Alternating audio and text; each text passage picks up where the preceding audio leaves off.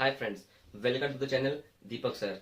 Friend, हम chapter number 3 HSC का economics का पढ़ रहे हैं और उसमें एक क्वेश्चन है टाइप्स ऑफ डिमांड। तो टाइप्स ऑफ डिमांड को हम पढ़ रहे हैं। आपका एग्जाम बहुत ही नजदीक है, इसलिए मैं ज्यादा टाइम वेस्ट नहीं करना चाहता हूं और मैं सीधे पॉइंट्स पे आ रहा हूं।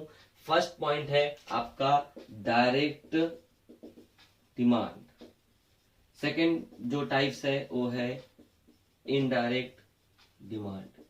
Third point is joint demand. Fourth point is competitive demand. Fifth point is composite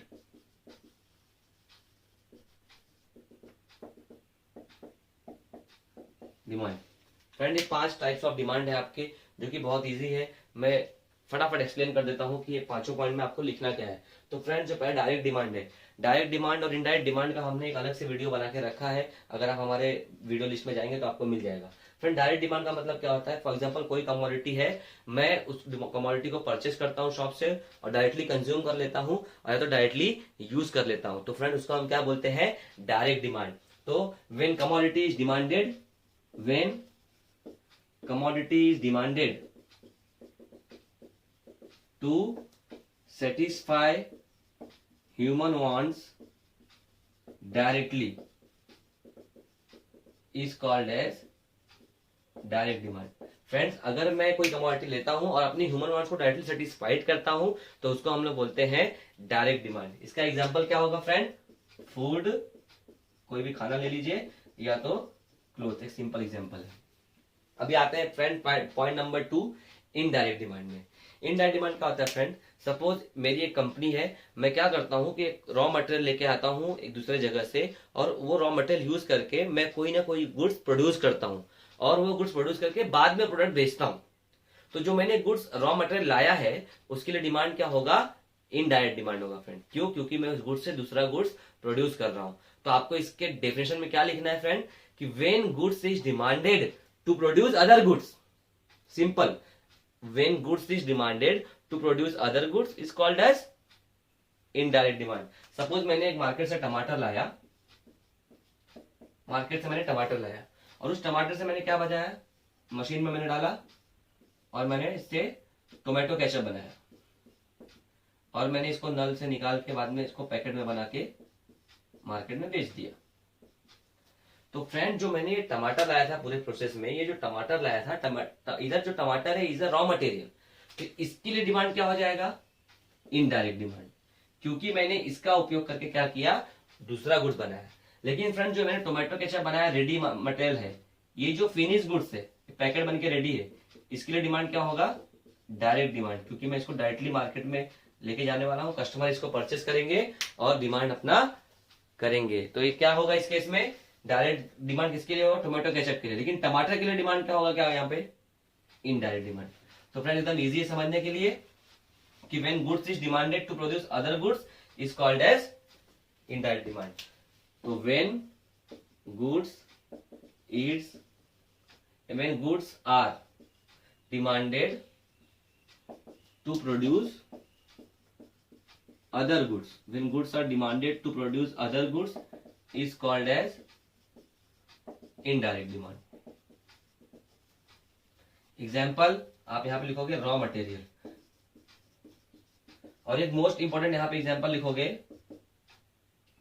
land, labour, capital और इंटरप्रीनियर। फ्रेंड, इसको हम लोग फैक्टर ऑफ प्रोडक्शन भी बोलते हैं।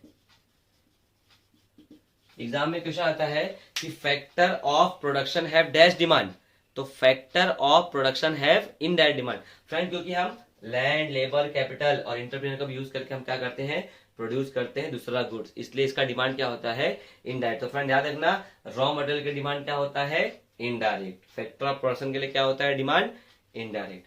थर्ड पॉइंट पे आते हैं, ज्वाइंट डिमांड।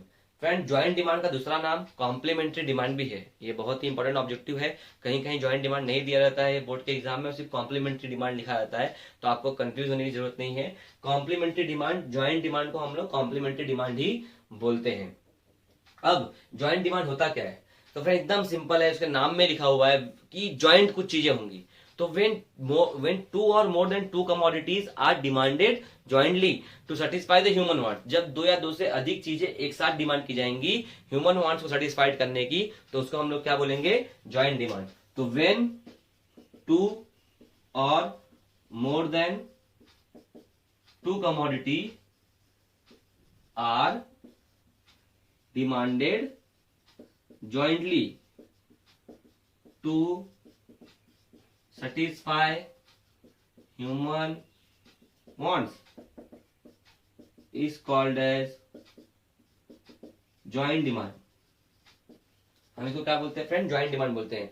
फ्रेंड बोर्ड के एग्जाम में ऑब्जेक्टिव यहाँ पे आता है कि कार एंड पेट्रोल क्या डिमांड होगा इसके लिए, पेन एंड इंक क्या डिमांड होगा, और ब्रेड एंड बटर। ये तीन एग्जांपल आपको याद रखने friend exam point of view से, कि कार एंड पेट्रोल के लिए डिमांड क्या होता है, ब्रेड एंड बटर के लिए डिमांड क्या होता है, पेन एंड इंक के लिए क्या होता है। तो तीनों के लिए डिमांड क्या होता है फ्रेंड, जॉइंट डिमांड। कोई भी चीज इसमें आप डिमांड करोगे तो एक साथ डिमांड करोगे, अलग अलग डिमांड नहीं कर सकते हो। Fourth point, competitive demand. Competitive demand क्या होता है, तो फ्रेंड एकदम सिंपल, अगर दो कॉम्पिटिटिव प्रोडक्ट है उनके लिए अगर किसी का प्राइस चेंज होता है और दूसरे प्राइस के डिमांड पे फर्क पड़ता है तो इसको हम कॉम्पिटिटिव डिमांड बोलते हैं। When demand of one commodity compete with other commodity is called as competitive demand. तो friend if demand of one commodity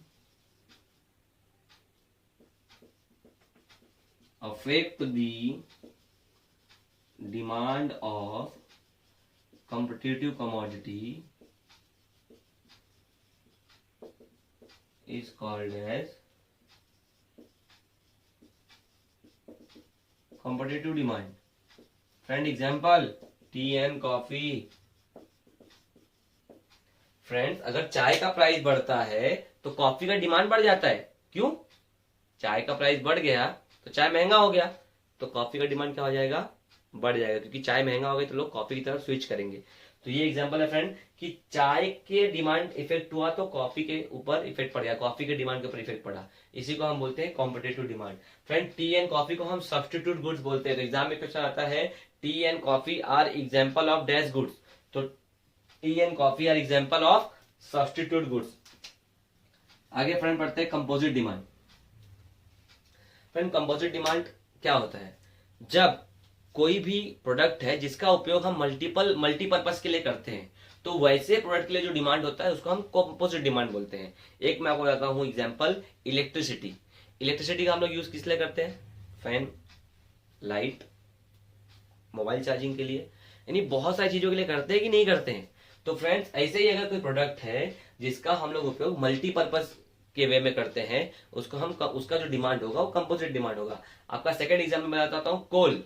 कोयले का उपयोग कैसे होता है, आयरनिंग के लिए भी होता है, खाना बनाने के लिए भी होता है, और पहले हम उससे ट्रेन भी चलाते थे। तो यानी जो कोल का हम लोग यूज करते हैं वो मल्टीपर्पज तरीके से करते हैं।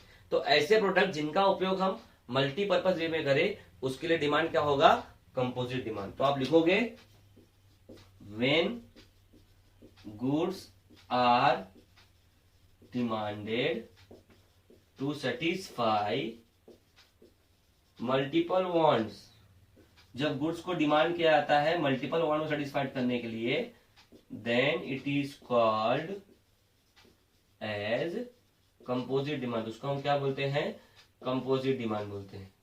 एग्जांपल क्या लिखोगे फ्रेंड यहाँ पे, इलेक्ट्रिसिटी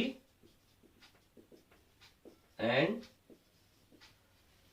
कोल। क्या लिखोगे फ्रेंड आप इसको यहाँ पे, इलेक्ट्रिसिटी एंड कोल। तो फ्रेंड ये 5 के 5 आपके जो टाइप्स ऑफ डिमांड है वो मैंने एक्सप्लेन कर दिए हैं। अगर आपको कुछ भी डाउट हो तो आप मुझसे पूछ सकते हैं। एकदम सिंपल है friend, direct demand, indirect demand, joint demand, complementary demand, joint complementary एक ही होता है, and competitive demand and composite demand. Friend इसका एग्जांपल आपको याद रखना है, एग्जाम में डायरेक्टली पूछ सकता है। फूड के लिए डिमांड क्या होता है, तो डायरेक्ट। क्लोथ के लिए डिमांड क्या होता है, डायरेक्ट। फैक्टर ऑफ प्रोडक्शन के लिए डिमांड क्या होता है, इनडायरेक्ट। लैंड के लिए डिमांड क्या होता है, इनडायरेक्ट। लेबर के लिए डिमांड क्या होता है, इनडायरेक्ट। कार एंड पेट्रोल के लिए डिमांड क्या होता है, जॉइंट डिमांड। इलेक्ट्रिसिटी के लिए डिमांड क्या होता है, कंपोजिट। इलेक्ट्रिसिटी फ्रेंड एग्जाम में पूछ चुका है बार बार, इलेक्ट्रिसिटी के लिए डिमांड क्या होता है, तो इलेक्ट्रिसिटी के लिए क्या होता है, composite demand. T and coffee के लिए कॉम्पिटिटिव डिमांड। तो फ्रेंड बहुत ही सिंपल क्वेश्चन और बहुत ही इंपॉर्टेंट क्वेश्चन मैंने कंप्लीट किया है। अगर आपको नहीं समझ में आया तो प्लीज आप कमेंट बॉक्स में कमेंट करिए, मैं आपको और अच्छे से एक्सप्लेन करने की कोशिश करूंगा। और आप मेरे साथ बने रहिए ताकि मैं आपको इकोनॉमिक्स के और अच्छे अच्छे वीडियोस बना के आपको दिखाता रहूं और आप उससे लर्न करते रहें। Thank you so much for watching, thanks a lot for your subscription.